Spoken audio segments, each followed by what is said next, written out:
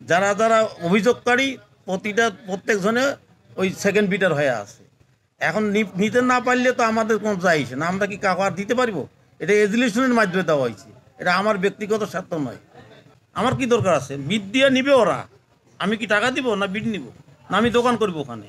যাতে মসজিদের উন্নয়ন হয়, এই উন্নয়নমূলক কাজ করার জন্য আমরা ওখানে গেছি। আমাদের ব্যক্তিগত স্বার্থ তো নাই কোনো। আমার কি ব্যক্তি স্বার্থ আছে? আমার কোন দরকার আছে? আমি কি ওইখানে ভাগ পাই না খাই? এই কমিটি আসার পর আমাদের এই দোকানগুলোর উপরে তাদের একটা কুদৃষ্টি পড়ল।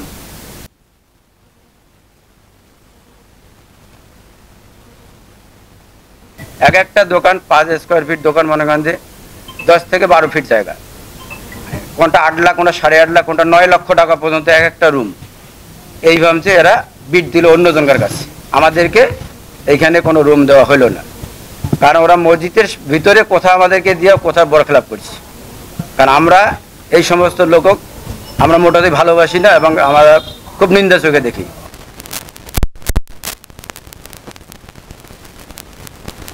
পূর্বের যারা দোকানদার ছিল তাদেরকে ফিরিয়ে দেওয়া এবং এইভাবে যে বিটটা করা হয়েছে এটা কোনো ক্রমেই সুরক্ষাসম্মতও না এবং সামাজিকও হয়নি।